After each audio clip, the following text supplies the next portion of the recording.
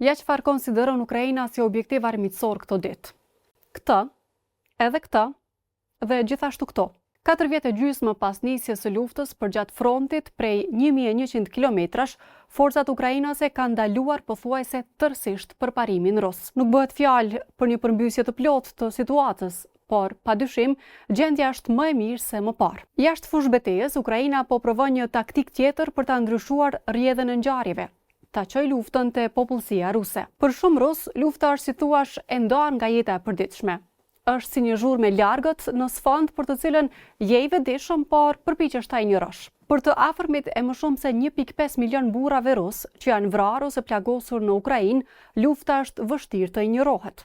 Shumë rus kanë përfituar financiarisht nga pagat dhe përfitimet e jashtëzakonshme që u paguan të mbjetuarve të vdekurve në luftë. Por për shumë rus të tjerë, njerëzit duan ta jetojnë jetën e tyre sa më mirë që të munden. Ukraina dëshiron ta ndryshojë këtë. Ajo synon që më shumë rus të zakonshëm t'i lidhin pakënaqësitë e përditshme drejt për drejt me luftën. Merrni si shembull Wildberries, është kompania më e madhe e tregtisë online në Rusi, Amazoni i Rusisë. Dronët Ukrainas kanë sulmuar qendrat e saj logjistike në të gjithë Rusinë, të paktën 10 që nga mesi i korrikut. Sipas disa vlerësimeve, deri në 10% e rrjetit të saj të shpërndarjes është nxjerrë jashtë funksionit. Shitësit e vegjël rus, të cilët varen nga Wildberries për të siguruar të ardhurat e tyre, janë të zemruar. Që nga pranvera, dronë Ukrainas me rrezet e gjatë veprimi po godasin rafineritë dhe tubacionet ruse.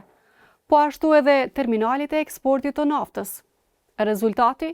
Radhë të gjata në pikat e karburantit, drejtues automjetësh që përpiqen të furnizohen, mungesa karburanti, ndalim të mbushjes së bidonëve rezervë, madje edhe sisteme shpërndarjeje me kupon, që kujtojnë kohën sovjetike. Sigurisht që njerëzit u zemruan. Në Krime, të cilën Rusia e ka okupuar që nga viti 2014, Ukraina po godet 9 stacionet elektrike edhe rrjetin energjetik, si dhe furnizimet me karburant.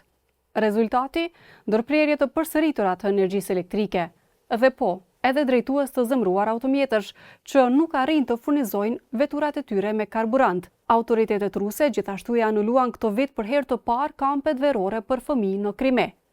Ukraina po godet gjithashtu 10 anije të shtëquajturës flot në hije në detin e Azovit. Këto anije kanë ndihmuar në furnizimin e Krimes. Por presni pak, a nuk është e palegjshme një shkelje e të drejtës ndërkombëtare që Ukraina të sulmoj objektiva civile? Nga këndvështrimi i Ukrainës, jo. Wildberries thot se nuk e furnizon ushtrinë ruse. Megjithatë, deri vonë në platformën e saj kishte banderola reklamuese për produkte të caktuara me mbishkrimin gjithçka për SVO. Kjo është shkurtesa e termit zyrtar që Rusia përdor për luftën në Ukrainë. Pikat e karburantit mund të jenë një rast më i qartë. Avionët luftarak, tankët dhe kamionët rus kanë nevojë për benzinë ose naftë për të funksionuar. Nëse goditen në rafinerit, nuk ka karburant për tankët, po as për drejtuesit e zakonshëm të automjeteve. Blerësit e Wildberries zemrohen, shoferët fajsojnë Kremlinin, njerëzit mendojnë më shumë për vendimet politike që ushqejnë luftën në Ukrainë.